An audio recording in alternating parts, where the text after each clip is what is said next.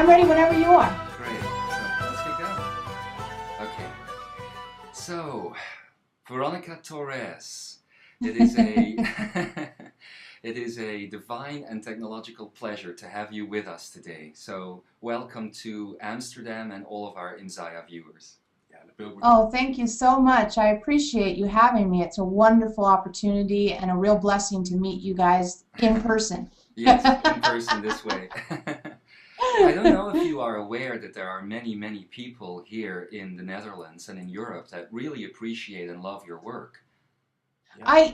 A little bit, a teeny bit. I talked to someone in Switzerland yesterday, but certainly not, I'm not aware of any large numbers at all. So it's nice to hear. Thank you. Okay, well, really, only yesterday we were with a bunch of people coming together for something we were doing, and you were being talked about and your work was being talked about as being so bold and straightforward and... Straight from the hip. Yes. Yeah. It's very much appreciated. You say that there too, huh? Yeah. That's one of our sayings. Yeah, they do say that over here. And I guess people in Europe really love that sort of straightforward type of channeling. So much appreciated that you're here with us today. So, well, I really appreciate hearing that. That's a nice thing to know. You know, you do your work and you emanate your truth and you offer the teachings to the world. And it's a little bit like putting a message in a bottle and throwing it into the sea. And you just kind of go, and then it starts to float back to you. So this is a real blessing to hear that. And I'm very happy that they're enjoying it. Elohim is extremely straightforward, from the hip, down to earth. I mean, it's funny to call them down to earth, but that's like the term that we use to describe. They're down to earth in a very etheric kind of way. So I guess there must have been a Veronica Torres prior to the Elohim coming into your life, and a Veronica Torres since. So how has your life changed, bringing in these energies and working with them so closely? Yeah, it's changed remarkably. One of the fun ways to observe this is if you go back on my YouTube channel, and that's only 3 years worth of YouTubes, but even if you just go in the last 3 years, it's a remarkable transformation that the energetics have had in my life. It's brought me almost all of my friends, all of my professional acquaintances. You know, it created such a community for me to be part of, and that's one of the main things that really changed, is having such a vibrant community surrounding the work and surrounding the desire to grow and the desire to change and the desire to be the person you've always wanted to be. And what a great thing to rally around. Yes. So for me, it came out of, when I was younger, I had a lot of fear, and the work has really helped me transform the amount of fear I had in my life. I think that's the one major thing that really, really changed for me, is the amount of fear that I used to live in. Yes, yes, I can understand. And opening up to such a massive energy as the Elohim, and at the same time so alive and vibrant, I must understand, brings a lot of energy into your life as well. So how did it all get started, really? Oh, okay. Yeah, that's a fun story. So back in 1997, I was having some trouble in my marriage, and I went to a psychic and said, you know, basically I was like, dude, please help me with my marriage. I can't figure out what to do here. And he was like, well, actually what we need to talk about is the fact that you're going to become a channel. And I'm like, what? So I'm all, you know, I knew about channeling because I went to a channeling group, and I had zero interest or desire to be a channel. And he's like, yeah, you're going to become a channel, and you're going to be known around the world. Well, apparently I am, because you guys are in Amsterdam, and you're way over there someplace. So he's right about that, I guess. And I'm like, I don't know what you're talking about.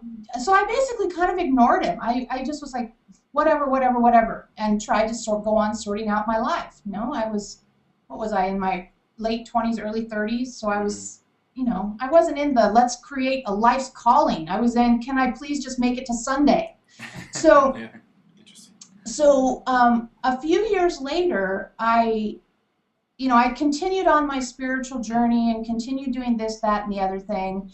And I moved to Sonoma, and I was looking to make new community, and some of the people here in town were doing a Lakshmi Puja. Now, you guys probably know about that, right? Lakshmi Pujas, do you know about that? I don't really know about it. Okay, so it's a chant. I think it's Sanskrit, and it's for abundance. I think. It's been a while. This was 1999 after all. But anyway, it's this chant. We were reading this paper, you know, going, you know, chanting along in a language you don't know, trying to do it phonetically. And that sort of repetitive sound was extremely altering. So I got really buzzed out, you know, I was kind of spinny, and we sat down in a circle, and I had just met these ladies. I didn't know any of them. And we sat down in a circle, and all of a sudden, out of this kind of trancy place came this voice, and it said this message to this woman I've never met before or since. And at the end of it, it was very short, maybe 3 or 4 or 5 minutes. At the very end of it, the voice said, "We are the Elohim, and we are pleased to have been with you today."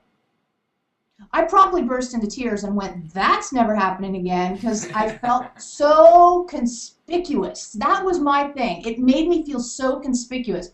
Everyone's looking at me. It freaks me out. So I just said, that is not happening again, period, full stop. So a few years after that, a girlfriend of mine called me up, and she's like, "I'm at work, and this dude just said to me, your biorhythms are off." She's like, "Do you know anything about biorhythms?" I'm all, "No. However, I do know about chakras, so I could look at your chakras for you, and we could talk about chakras." And she's like, "Come for tea right now. I'm freaked out because my biorhythms are off." So I went to her thing, we hooked up, and we started talking. And so then we started talking about spiritual topics, and we started talking about various other things. And after a short time, I went, you know, there's this thing that this guy said a few years ago, and it happened, and maybe we could fool around and see what would come of that. So literally we sat down, and I went, okay, I'm ready to channel now. I mean, that's how it happened. I had no idea what to do. I just went, here I am. And she asked a question, and Elohim answered. And she asked a question about a guy. She just said something like, "What about Carl?" or something. I don't remember the name. "What about Carl?" And I'm all, "Ooh, you have a lover? What's going on? You haven't told me about Carl, right?" That's my thought. Elohim immediately knew what the story was, and it was about her brother, and he had a lot of mental trouble. She had never mentioned him before, so I knew nothing about this guy, and Elohim's going on. Back in the day, Elohim spoke extremely slowly, and I was like, dude, no, you got to speed it up, or I'm not in it with you. So that worked out.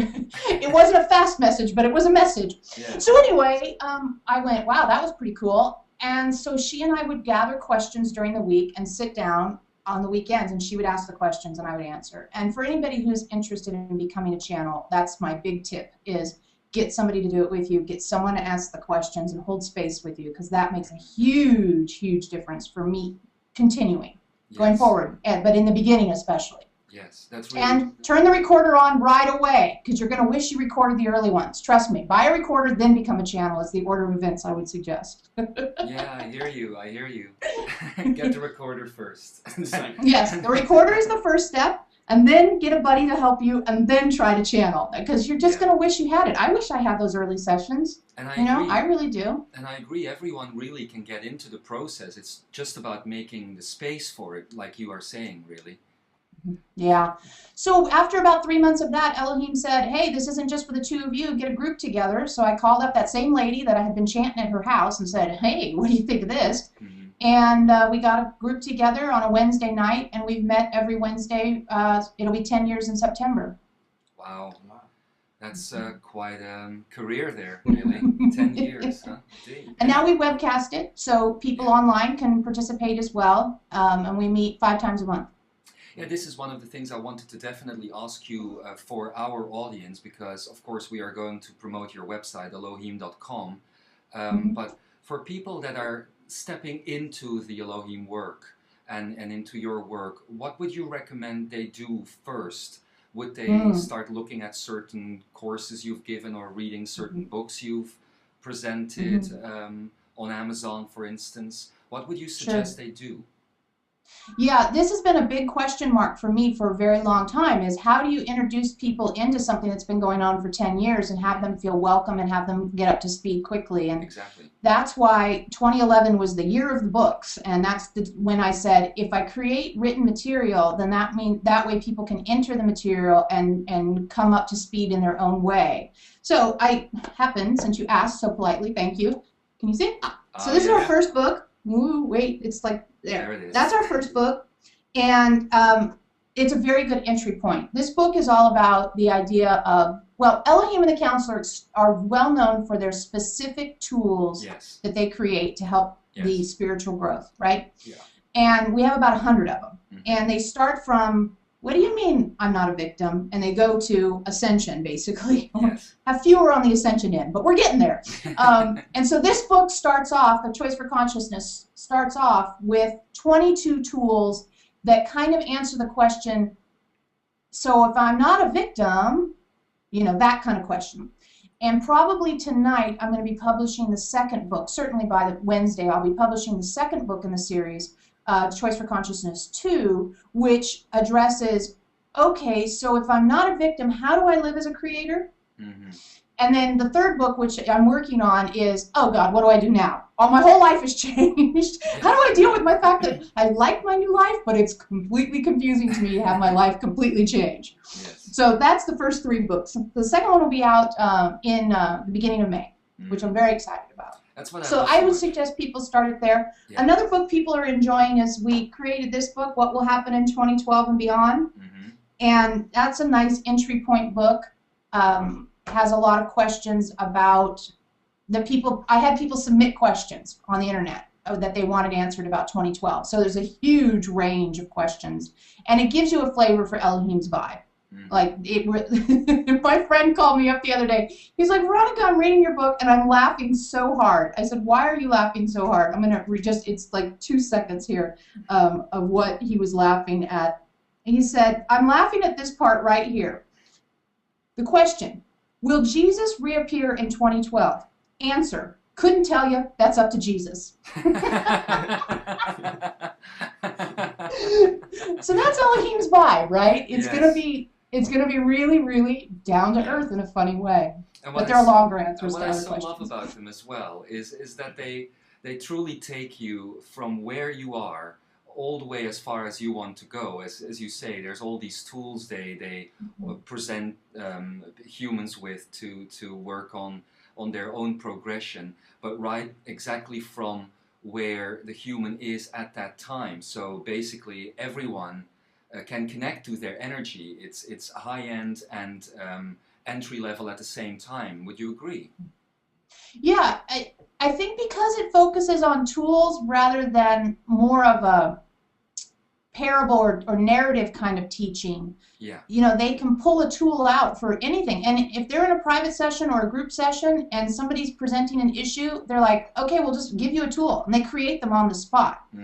I had a private session the other day. I'm actually making a book about this too. It'll probably be out in the next couple of weeks, definitely in May, called Discovering You. And a friend of mine came for a session, and she doesn't attend our weekly meetings. She's not as familiar with Elohim's work as some people who follow regularly. So when she sat down to talk about her life and what was going on with her, Elohim ended up giving her like 8 tools to work with in less than an hour. And it was so amazing how they laid them out and tied them together. And she would say, but what about, and they're like, we have a tool for that. What about, we have a tool for that. What about, we have a tool for that. So it was so powerful. I got her permission. I've never done it before, to make a private session into a book. And it is amazing. It's short and it's powerful. So it's really good for anybody who does too much, who gets caught in service mentality, who doesn't know how to put themselves first. That's the book you're going to want to tap into. And it'll be out soon. Very, very soon. Look forward to it. How would you say... Sorry, go ahead. One thing I did want to ask is the core group that's been meeting for about 10 years or so, have you seen the progression from where they were when they started to now, and how much sort of feedback and what sort of feedback do you get around that? I'd like to know. Yeah, you know, it's really quite extraordinary. We were talking about this just the other day, the changes in people that we've seen over the years. And most of the core group that's with us now, the longest any of them have been around, I think, is 5 or 6 years. And the changes, you can't even begin to explain it. You know, when I first started channeling, I would always call it boyfriends and dead relatives, because that's what everybody wanted to ask about, was boyfriends and dead relatives. And I was like, I'm so sick of talking about boyfriends and dead relatives. The dead relatives are doing something very fascinating to them, and the boyfriend, if you have to ask, probably there's some work that needs to be done there. You know, that's like a standard answer. And I was like, when are we going to start talking about stuff that goes beyond boyfriends and dead relatives? So it was really nice when I got more comfortable with the process and the people just had that time to mature their spiritual life to where they were ready to ask those deeper questions and ready to go deeper into their lives. Where, you know, the most interesting thing wasn't, is my Aunt Hilda okay? She died last year. Yeah, sure. You know, I understand that urge to want the answer to that question. And I also know that soon enough, 50, 60, 100, 200 years from now, you'll be dead too, and you'll get as a soul to interact with her again. You only get this moment right now in April of 2012 that we're together. You only get that once. So giving it away to something you're going to get as soon as you leave the body anyway, that's kind of one of the Elohim's core messages. It's like, there's a lot of things people get really enchanted by that basically just take them out of the moment and take them out of this opportunity to be human. You know, that Elohim's always like, you'll get the chance to know those unknowable answers when you're more able to grok them, because you'll be a soul instead of a limited human experiencing density and duality. You only get to do density and duality now, so do it while you got it and see what you can do with it. You know, mold it with like clay. So I think that's an important aspect of their teaching too. One of their main tools is focus on what is in your lap. And when you get stretched out, you know, wondering about esoteric things or in other people's energy or gossipy or nosy, it's like, what are you afraid of that's right in your lap that you're trying to distract yourself from? And that's always a very interesting question to answer. Yeah, very true, very true. Would you look at the world with us for a minute, perhaps, and would you perhaps say that in the last 10 years, of course, there has been quite an intensification process happening on the planet? I mean, lots of people waking up, more and more people becoming aware of what is happening, as you say, in their lives right now, and also where they can take it. Would you say that, therefore, the role of the channeler and also the role of Elohim in this case has changed in all of these years, and where we are now with this big time, 2012 and everything? Yeah, the energy of now is unlike the energy leading up to now. It's very, very different. And the ability to have profound transformation in short periods of time, we haven't ever been able to access that ability the way we can now. So that's really what I see, where someone can have a question about their life that they've had for 40 years, and it really can have huge transformation, not completely maybe, but huge transformation in a short period of time when they decide to be conscious about it, stop running from it, stop being ashamed of it, and say, it is. And if it is, it's my creation, and if it's my creation, then my reaction to my creation is my responsibility, and that's when they own that, huge change happens. And it's really facilitated by the energetics of now.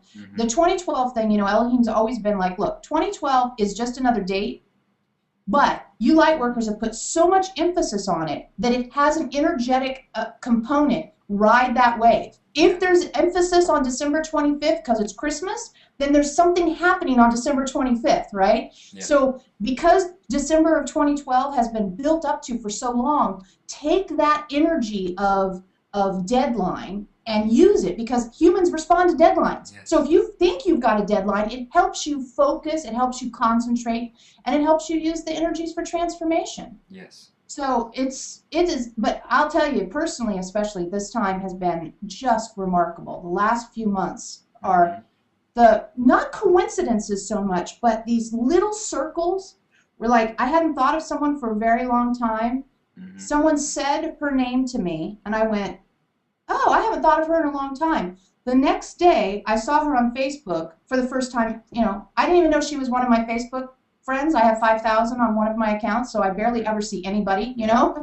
And she popped up for the first time in I don't know how many years. Yeah. So that kind of stuff, and that is not something to take lightly, because those little conclusions, I'm finding also there's a lot of the sense of like checking things off the list, people from the past circling back around and just having good closure in very short bursts. That's happening for a lot of people too, and that never has happened before. So I think it's exciting. It is a fascinating time right now.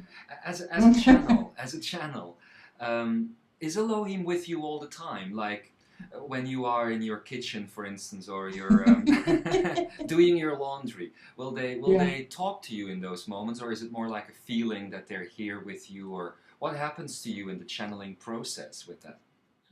It's both. When I'm going about my day-to-day life, Elohim is definitely involved, and every once in a while they chime in with very funny comments. I'm trying to think of what happened the other day. It's escaping me now, but yeah, they'll chime in. They'll chime in very regularly. I also get a feeling of guidance sometimes, like, you know, go left instead of go right kind of stuff happens a lot. I can talk to them anytime I want. I can ask them what's going on or what they're feeling, or, you know, what about something that's happening for me. It's gotten way more nonverbal in the last couple of years than it used to be. It used to be much more like talking to you, and now it's more like a blending more, so there's more of a sense of moving through the world. Elohim talks about this as ensouling your body, bringing your soul's perspective into your physical form, and I do believe that when I connect with Elohim in that way, I'm doing that process they're describing that we all can do, is to connect with our souls and bring our soul's insight into the physical. So when I'm just being Veronica, like right now, obviously I'm concentrating on you, so I'm not listening to them. But if we were in a more casual environment, I could say, hey, what do you think? And they would tell me. In the actual channeling environment, when I'm actually channeling, I often feel like I'm sitting kind of to the left and slightly behind myself. I'm aware of everything that's going on as it's going on. Periodically, Elohim and I will have, we will be having a conversation internally while Elohim's talking to someone else, which blows my mind that I can do that, but it feels completely natural when I'm doing it. I remember what's said, sort of, afterwards. When I'm in it completely. Afterwards, I'm like, I think that was cool. I wonder what we talked about. But if you said, Veronica, remember that day Elohim said X, Y, Z? I'd be like, oh yeah, and I totally have recall of it. So that's kind of a trippy thing too. So it's weird how it's stored in my brain. I think. I can imagine that most of it isn't even stored in the brain itself. Good point. but more in the energy bodies, you know. So the transition to the others that have been presenting themselves throughout the last years, I guess, such as Fred and the girls and the matriarch and the warrior and beings like that. How does that work for you? In your head. You know what happened? You'll love this story. So remember I told you I had that reading with that psychic and he said I was going to become a channel? Okay, so I looked for that dude online because I thought, hey, he was right. I'm going to have another reading with him. I looked for him for years and could not find him online. And one day I was in one of the Yahoo groups I'm a member of, and boop, up pops a message from him. I'm all, oh my God. So I wrote to him right away. I said, do you remember me? He's like, of course I remember you. I'm like, I want another reading. So we have another reading. And do you know what he says? Oh, you're going to start channeling another group. I'm like, no, I am not. I'm not channeling anybody else. You know, channeling is very intimate to me, you know, and it's kind of like, I'm not going to go just have random intimacy with random people, physical or random energies. I'm not into that. So no, anybody who wants to talk to me can talk to Elohim, and Elohim can say it to me. So I stood firm on that for like 2 years. Okay, this is how stubborn I can be. I'm like, no, I'm not doing it. I'm not doing it.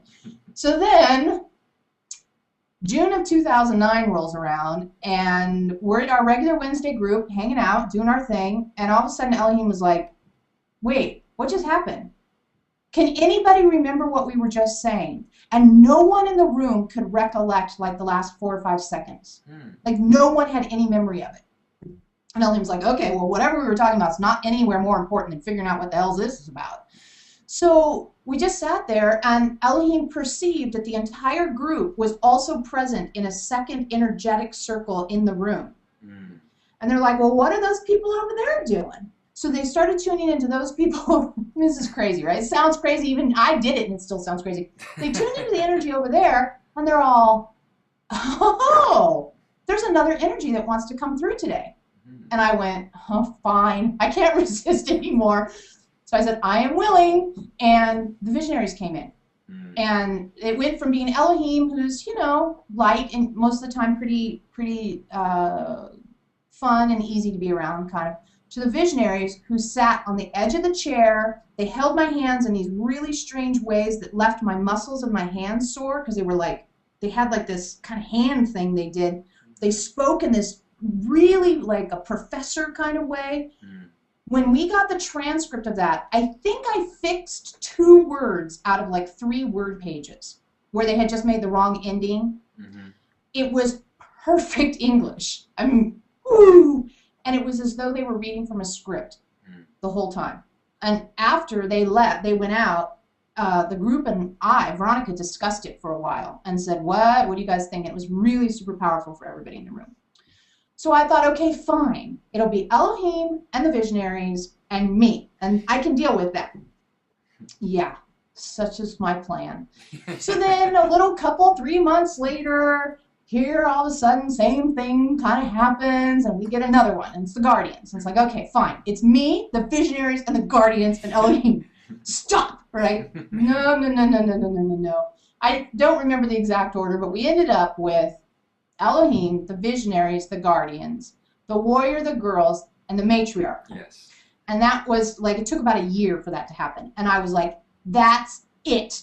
Okay, this is, and I was channeling every single one of them every meeting. And I'm no. And Elohim said, there's one more. I'm like, one more? What are you crazy? And he's like, we have to have this last one. The council is 7. We have to have 7, and we need this last one. And I was just like, it took me a while. It took a few months for me to go, okay, fine, one more. And of course, that's Fred. And that's everybody's favorite. Well, I shouldn't say everybody, but certainly Fred gets the most fan mail. And Fred is this galactic energy. So before I channeled Fred, I was like, fine, let me tune into Fred. And this is what happened. I'm laying in my bed, and all of a sudden, my awareness gets like thrown out to the edge of the universe, broken into a million pieces, and allowed me to watch the expansion of the universe from a million points of view. That's Fred. Plus, he has fun blowing up planets just to see what happens. You know, not inhabited ones, just extra ones out there. He just blows them up and runs them into each other just to see what happens. So he's crazy, crazy, crazy Fred, and very huge presence. And a while back, he's like, I'm going to introduce a new teaching. And I didn't believe in him. I thought, Fred, you can't do it. You're too weird. You don't. And he introduced this thing that we started describing as fractal living. And that is one of the reasons that the whole thing just got so powerful in the last year or so, is this fractal living thing. Got Elohim on the whiteboard and spent the whole meeting drawing it all out. I'm like, what are we doing? It's all Fred's fault. So Fred pushes the envelope, and he kind of freaks me out and makes me confused and delights me all at the same time. So now we have 7. And every week I channel all 7 unless there's some special thing going on. And they're all extremely different. They all have a different teaching they're trying to bring through. And they all work together in this amazing way, and yet they're also individual. It's a shocking and beautiful thing. And this is the Council of 7 that you talk about? Yes. Yeah. And they are originally not part of the Elohim, are they? Or are they? No, they're not part of the Elohim. They're all separate. Like the visionaries are actually, Elohim described them as the closest relationship they could give us is that the visionaries are like their guides. So when the visionaries first came in, Elohim wept in gratitude that they were willing to participate in what they had going on here with the group.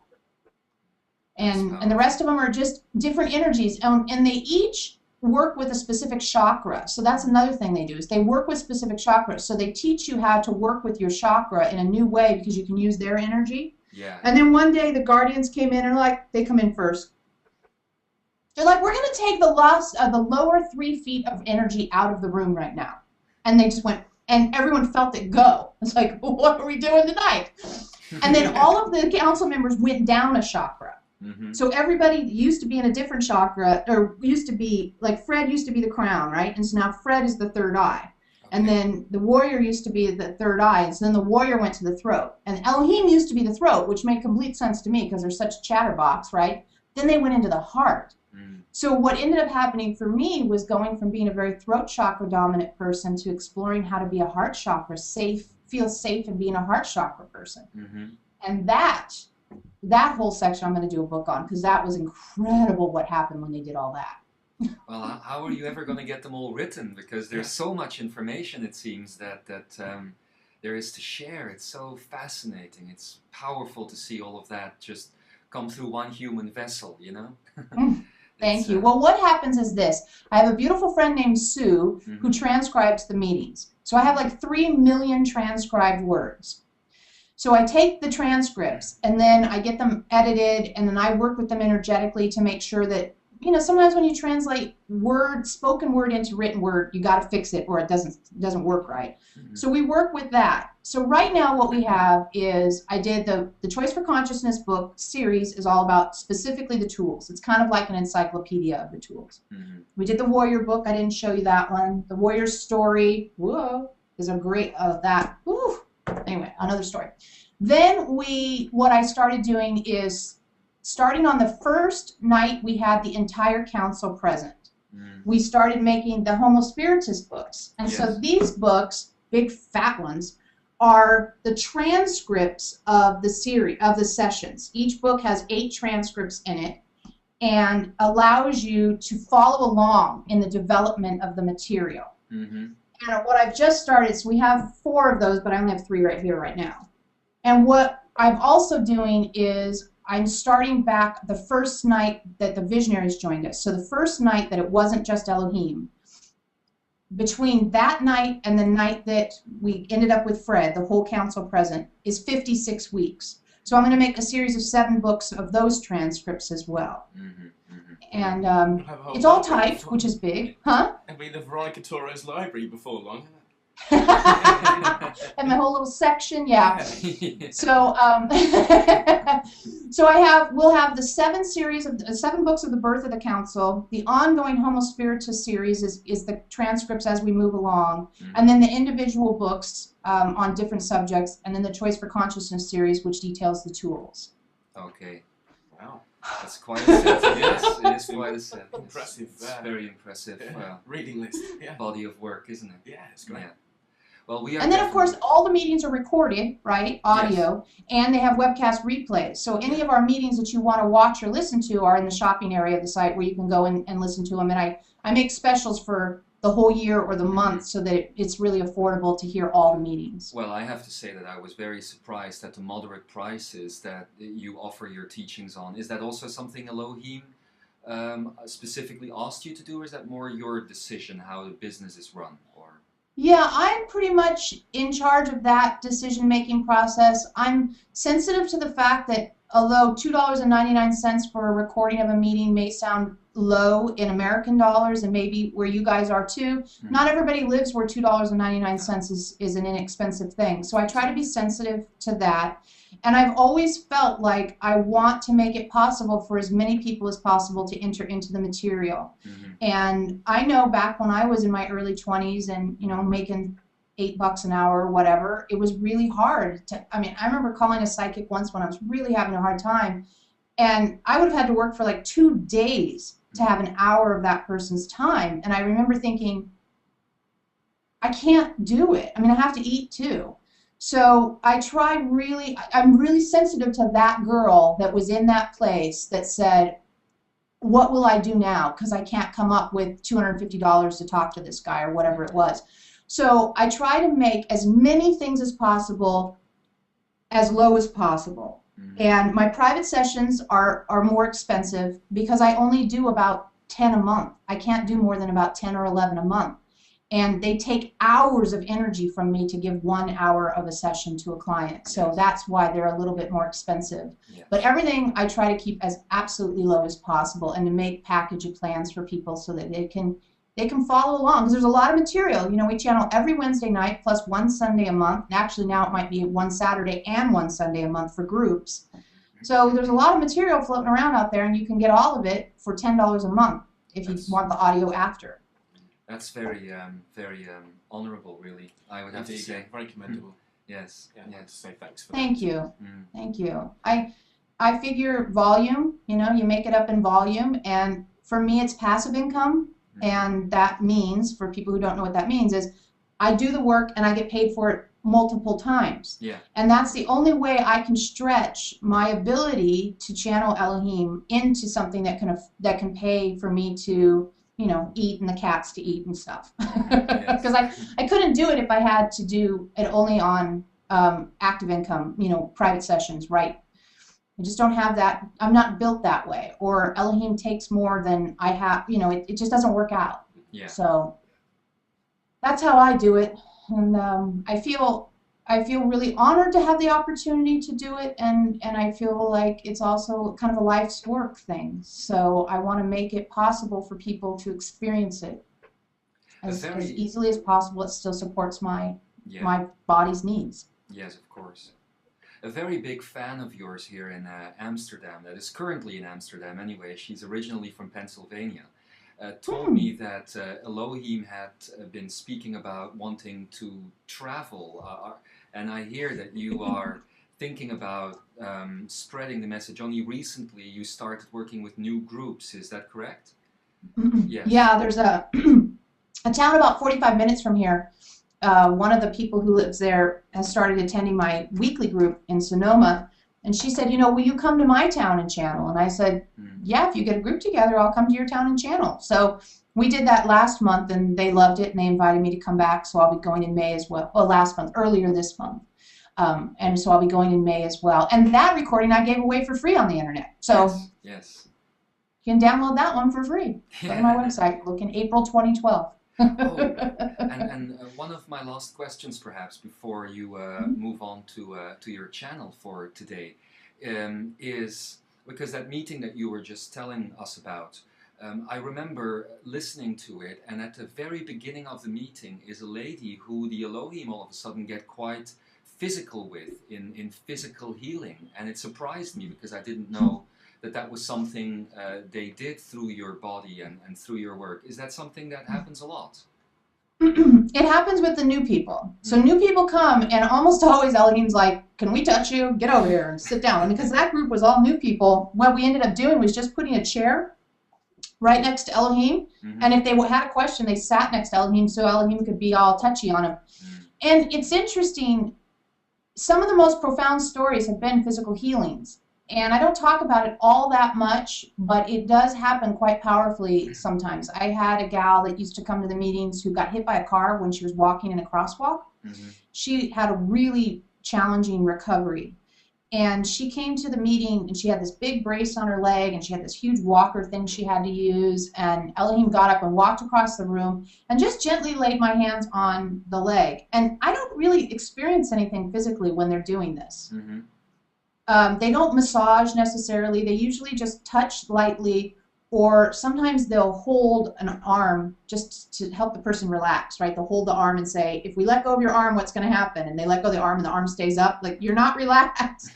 So with this gal, they just laid their hands on her leg and talked to her a little bit and answered some of her questions. And afterwards, she's like, I feel like the temperature in my leg went down for 15 degrees.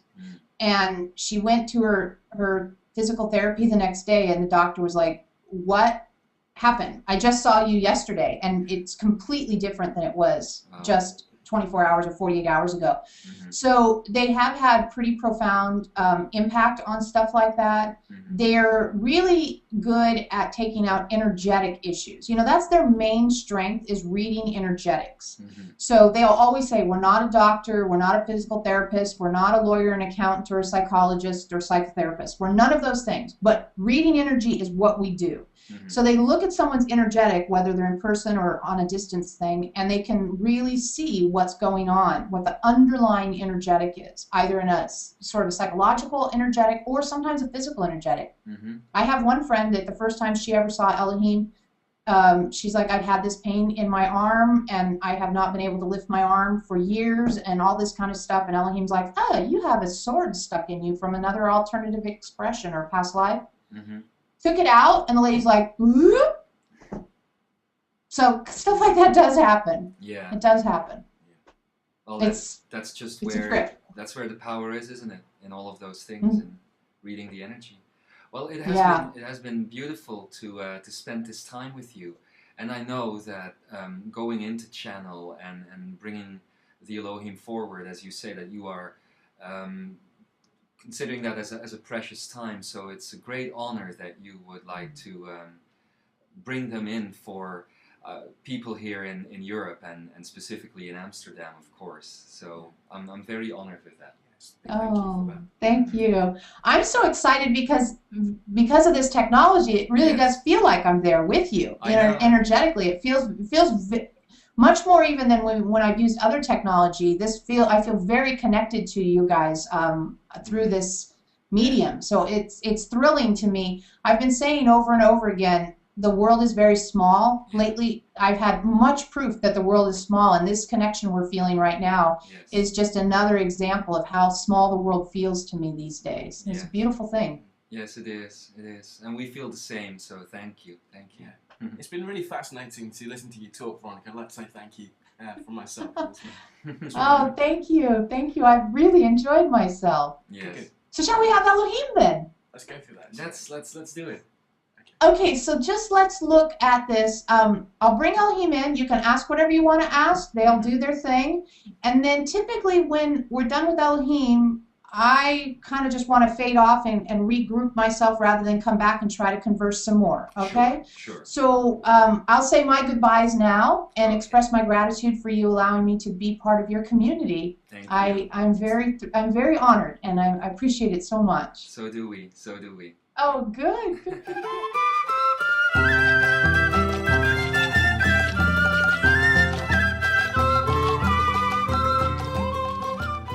Hello!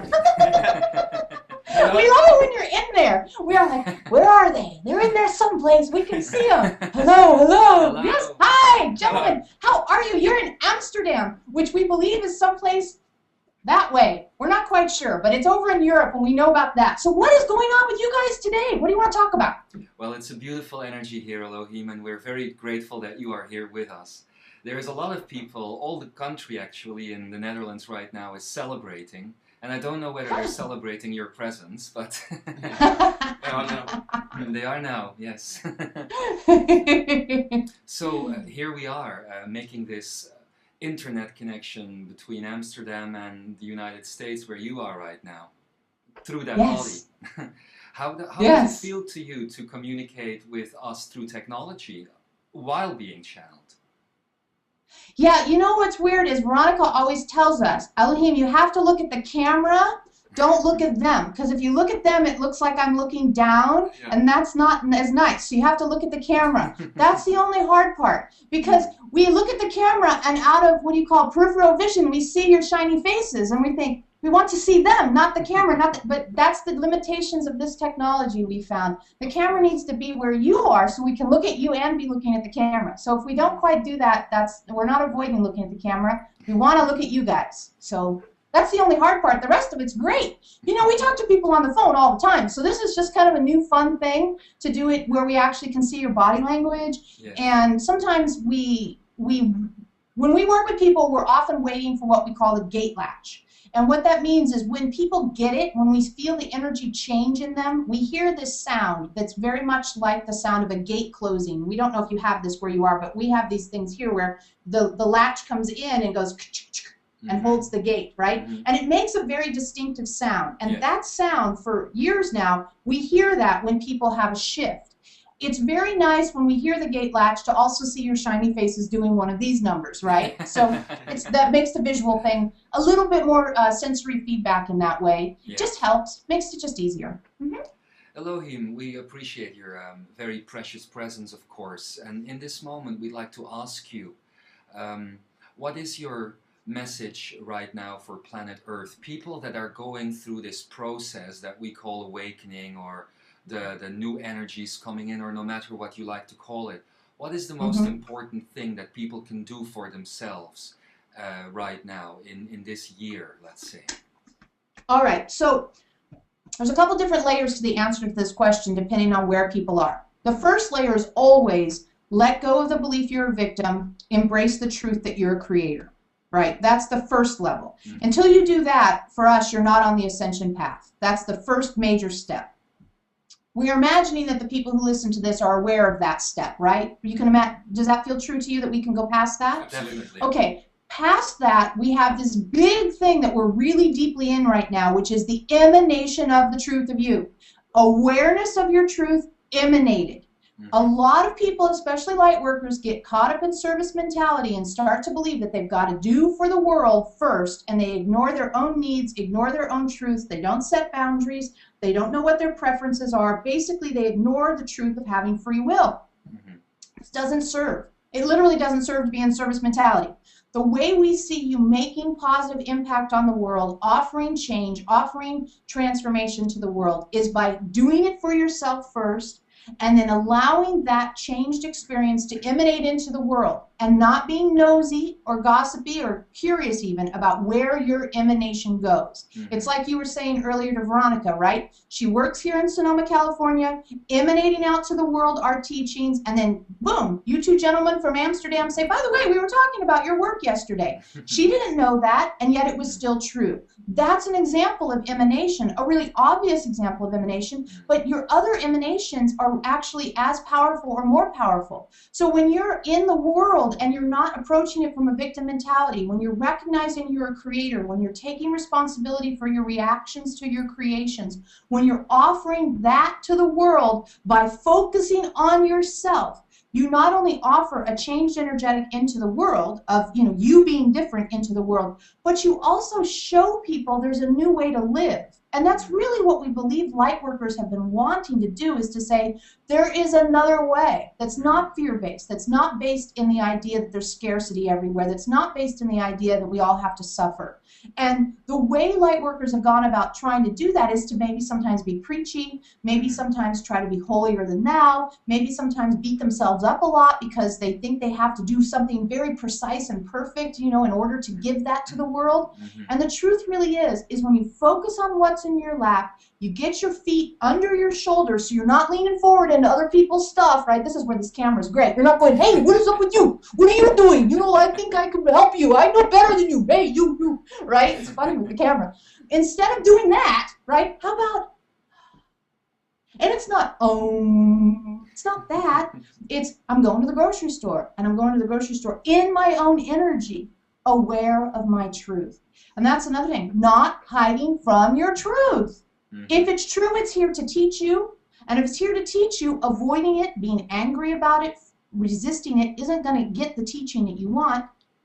You can be frustrated, you can be discouraged, you can be disappointed, you can even be angry. We said angry earlier, but you can be angry at your reality. Sure. But you don't get to say, it's not happening, right? I'm not going to notice it. I don't want to pay attention to it. I'm going to pretend I don't see it, hide from it, right? That doesn't get you anywhere. You're creating this reality. You're creating the next moment from this moment. So as you create the next moment from this moment, you got to make sure this moment is a moment you would want to have again, in the sense that you would want to build on, right? If you're having an experience in this moment you don't like, are you having I don't like because of your actual circumstances, or are you having I don't like because you're resisting what is? You're projecting into an outcome that's not your current experience, is what we see. You're making up stories. This is another one we've been studying a lot lately, storytelling. I think he's thinking and she's doing, and I think and I think and I think. It's like, where are you? You're not here. Yes, that's it. Why do you want to be over there? What is over there that's so much better than here? Or the question might be, what is so scary about the moment? That's really it. You guys have talked about being in the moment all the time, but you haven't been taught how to be in the moment. You always want to be in the past or the future, mostly because the survival instinct is asking you, be in the past, remembering the things that didn't kill you, right? So that you do those things over and over again, i.e. don't change, so that you stay alive. That's the survival instinct's job. And it does a good job with that. But if you want to be changing and growing spiritually, you're in direct conflict with the survival instinct. So maturing your relationship to the survival instinct is one of the main things we teach. Then your projection into the future is to say, okay, I have to think far enough ahead that I can run it through the survival instinct to see if it's likely to get me killed. So where the moment becomes the scariest place there is, because there's no frame of reference of the past, of things that didn't kill you. There's no preparing for the future to not get killed. And so in the moment, there's this space of complete vulnerability, which we say, yay, vulnerability. That's great, because in vulnerability, you're opening to your soul's insight. And you're opening up to seeing the world in a new way. And you're opening up to a point of change and transformation. It's challenging, though, because people aren't trained or taught how to live in the moment. Exactly. You're very good at living in the past or the future. Exactly. And when you say just be in the moment, it doesn't take into consideration the exercises, the coping mechanisms people use when they're trying to be in the moment, which is a lot of times shaking shoulders, you know, reaching into other people's lives and saying, I know what's best for you. It may not be working for me, but it should work for you. Or past, future, run away, or just this sense of there's, you know, that opening space that you sometimes get in meditation can be really scary to people who don't know what to do with it. And what you do with it is you fill it with looking for ahas, being aware of new ideas. You don't fill it with repetitive hamster wheel mind thinking. And that's the temptation people do. So they get in the moment and they start to think and they overthink the same things they've always thought instead of going, how about we just offer open for new information? Mm-hmm. That's really the point of being in the moment, is to connect with something new. Yes. Yeah, absolutely. Yes. Right? You've got plenty of opportunities to connect with stuff you've never connected with, or plenty of opportunities to connect over and over and over again with the same things.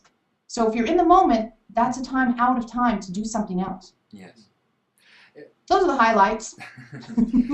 Elohim, when would you say you got attracted to humanity, and why did you get involved with us here in the first place? Okay, here's the story. It's kind of a kooky story. Okay, so back in the day, long time ago in a galaxy far, far away, you had this opportunity. The creator said, we simplify this story a great deal, as you can well imagine, right? So this is the simplified version. The creator said, how about a free will zone? You, Elohim, go forth and make free will zone. And we're like, oh, cool, we get to go make a free will zone. So we made a free will zone for you guys. And it's roughly described as your solar system. Okay, so we got together and we made a free will zone so you guys could have the opportunity to hang out on Earth in density and duality, in bodies, and have this great experiment you're having now. Then we went, oh God, this is hard. We really thought that it wouldn't take as long as it did to do ascension, right? You give them a body, they run around with it, and they ascend. Well, as it turns out, it's a little bit harder than that. And so on a soul level, it's wonderful and fascinating and exciting, and yay, this is cool Disneyland stuff. On a human level, we recognize that you guys go, seriously, this is not easy. The great thing is that you're getting so close. You're really having this beautiful lifetime. This lifetime is a beautiful lifetime for the progress you're making toward what we call ascension, which is being able to walk the human form, still experiencing density, not so much caught up in duality, but experiencing physicality without duality. Now that's an interesting idea because your entire existence is based in duality. Dead or alive is the place it starts and it goes from there. So the idea that you can come and use the insight you have as a soul in this physical system, accompanied by free will, is the kind of goal of the whole thing. And you guys are getting so much closer. This incarnation has been powerfully transformational toward that goal. And it starts to make you your own creator. Now we talk about creating your own reality, right? Primarily that's done by watching the reactions you have to the experience you're in and creating the next moment by monitoring your reaction to this moment. That's kind of how the creation process tends to roll out.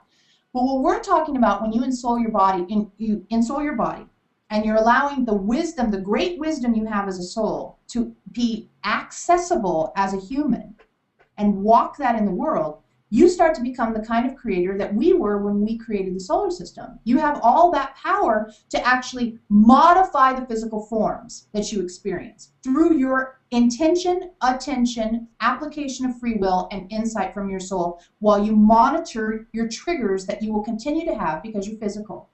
So it's the monitoring of your triggers that is the really big stepping stone and having a different relationship to triggers. That's why we have all these tools, is so that you can have a different relationship to triggers so that you can make open space, like we talked about of being in the moment, make open space for your soul's insight to have some space in there. You know, you take away fear, take away baggage, you take away static, you take away habits, you take away hamster wheel mind thinking, there's some room there. We're going to fill that room with your soul's perspective, which means all of a sudden you're going to have a vast amount of energy, information, and opportunity to apply to your ability to be physical. Hot damn, right? That's going to be awesome. Well, it's happening. It's already happening. You're already having these experiences. They're just not always, so you're not quite into them as fully as you'd like to be, but it's happening. We're seeing it happen.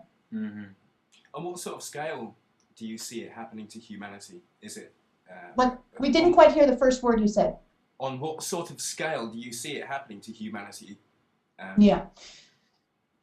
That's always one of those questions, isn't it, right? That idea of the 100th monkey and that sort of thing. Yeah. Mm. Right now, it's a small percentage of humanity. However, energetics are extremely transformational. Mm-hmm. So just like you can go into a room and somebody's smiling and it makes you want to smile, or you watch a movie that's sad and you want to be sad, right? You know that you react to other people's states of being.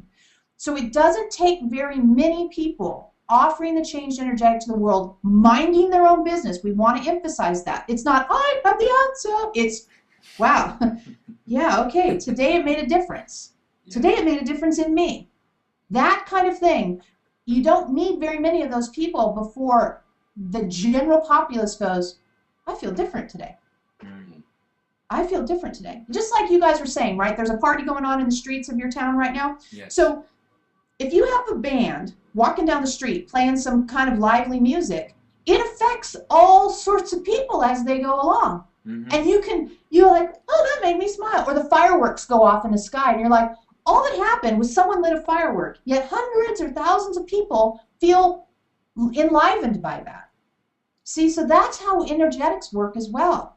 You walk down the street, minding your own business, in your own energy, emanating your truth, watching all those other things we talked about, and you're like that band or the fireworks in the sky. You're having that kind of impact on people without having to do or be anything beyond what works for you and what is true for you. Yes. So to answer your question, the kind of scale is we know how powerful energetics are. So we know it doesn't take many, and there are a lot. Yes. And if you did numbers, it might discourage you. So we won't give you numbers. Just know that just like one band of 6 guys walking down the street can affect thousands of people, hundreds of thousands, even in a town like yours with tons of people in it, mm-hmm. you can affect just as many people by your emanation. When you don't get into other people's business. We have to keep reinforcing that, right? It's not your business how it affects people. It's your business how you are affected by it. Mm-hmm. Mm-hmm. Beautifully put. Yes, thank you for that. Yeah, you're welcome. What would you say, I mean, you are so used to communicating with people in the United States. Mm-hmm. We are in Europe, there's people most likely listening in Asia and in South America and Africa. All of these different stories, all of these different tribes in people. Would you say that all of these different tribes and all of these different types of cultures are all culminating towards the same point, and that ascension is indeed the goal for which most beings incarnated on this planet, or is it more diverse than that? We think it's far more diverse than that. Mm-hmm. We think it is far more diverse than that. Just like you can have a very different kind of life living where you live than somebody who lives, say, in South Africa or China or even America, right? Mm-hmm. There's so many different kinds of lifestyles to have even in America mm-hmm. that everybody's doing their own trip. They really are. And this is where it comes back to what's in your lap, you know, and this idea of focusing on your own journey. Mm-hmm. That said, there are people in all cultures that strive to have a deeper connection to spirit in whatever way they see that is the correct path for them. Some people go through the church, some people go through shamanism, some people go through herbalism, right? There are many, many paths to a deeper awareness of your truth and a deeper awareness of what you desire to experience going forward. So there's not one road, right? However, what we do like to say is this idea that if you imagine that you have your community of people that are all over the place, and you said to your community of people, let's meet at the Eiffel Tower in Paris, right? So someone like Veronica would have to get on an airplane. You might be able to drive. Some other people might be able to walk, right? And so you can imagine the visual of all these people coming from different parts of the world toward the Eiffel Tower. And in the beginning, they're all on different paths. Say someone's on the subway, someone's in a taxi, someone's on a bicycle, someone's walking, someone's on an airplane, someone's on a boat, right? You're all in different places. However, as you get closer to the Eiffel Tower, most likely all of you will be walking on the same sidewalk. Right? Because there's that point where if we're meeting at this point at the Eiffel Tower and we have to get there, at some point everyone is milling about at that point. And in the path up to that point, they join together. So maybe all the people who got off the subway joined up with the people who got off the bus, and some people who got at the airport, they all got on a bus together. And so pretty much you start to come together around a certain point. Energetically, that's what we see happens. So whether you use herbalism or shamanism or astrology or channeling or whatever other path you want, because the energetic potential, like that point at the Eiffel Tower, is here for us all, you gather around it. You gather around it. And so when you gather at the Eiffel Tower, some of you are going to be white, brown, black, green, blue, and purple, but you're all going to be at the same energetic or physical point saying, this is how I got here. And then that's the great thing, is you go, I got here through channeling. Really? I got here through shamanism. Really? How did that work? How did you deal with the fact that you're a creator and not a victim? How did you deal with the fact that you had triggers from your childhood? How did you deal with the fact that you couldn't let go of that guy who you broke up with when you were 20, right? Because you all have a same story, and some people heal it in one way and some people heal it another way. So that's cool. That's the cool bit, is when you get to have that, confab at the end. Hey, how did it go for you? Because we'll tell you, everybody's pretty much got the same issues. Yeah. They may look a little bit different, I can't pay my rent, maybe $2,000 in Sonoma, and it may be $2 in some other part of the world, but I can't pay my rent. It's still, I can't pay my rent, right? Sure, yes. That's why we look at the underlying energetics. We were talking in our Wednesday night group, and a lady was talking about some addiction issues, and we're just going to go 3 layers deep, because we don't even want to talk on the surface layer. We're going to go 3 layers deep and see what we can bring out. And we had a session the other day with 3 sisters that had not been in communication for some time, and they agreed to sit down with us to try to resolve some family stuff. And when we looked at their energetics, we saw 15% of their energy field was identical. We said, it doesn't matter. We don't even want to know the story that you guys are dealing with. What we're going to do is deal with the fact that if you have 15% of your energy field identical, we can build from that no matter what. And so that's what we did. We built from what we could see was real and true. Story does not interest us. Yes. Very rarely when we ask somebody a question are we actually listening to the words as much as we're watching their energetics. Yes. So someday, freaks Veronica out, but someday we won't need you to talk. Yes. Not yet, though. Veronica's like, we're not doing that yet. I'm like, no, we're not doing that yet. But someday, and occasionally, we don't need people to talk. We're just like, okay, just don't even say anything. It's just, there's no need. Well, thank you so much for introducing and explaining some of the concepts that you have explained here today, Elohim. And also, I hope that Veronica in there somewhere will also hear our appreciation for bringing you in today and communicating to our viewers and everyone here. Thank you for being on the planet and for doing what you do. We are very, very grateful for that. And just one last thing I may want to say to you right now. The creation of the word Homo Spiritus has been so amazing as a moment of awakening and enlightenment for some people I have been in contact with through your work. And so I want to thank you all for what you have done and for your grace and your compassion of wanting to be here at this time. I'm sure that there are many other things you could be busy with if you're not focused here right now. So it's a delight for us, really. It's a delight for us. We enjoy it. We get a lot of personal growth, right? You might think that non-physical beings are kind of done or they're more advanced. And the truth of the matter is we can't drive a car. So you're more advanced than us when it comes to driving a car. So there is always a place for me. There's always an edge where you want to grow and know more. Yes. And for us to communicate with you in this fashion with Veronica's permission and willingness is a growing opportunity for us as well. The idea of trying to translate energetics into English is such a challenge. We have just one closing comment we would like to offer your group, if you don't mind. Please do. Okay, so say the name of your group, because Veronica doesn't know how to say it. Imzaia. Imzaia. And what does that word mean to you? To us, it's a Lemurian word that means the authenticity of love. Yeah, see, that's interesting, because we didn't know that. But we were going to just speak to you a bit about the vibration of your group. It has such a profound vibration of love, is what we were going to say. We should have just said it, and then it would, you know, but anyway.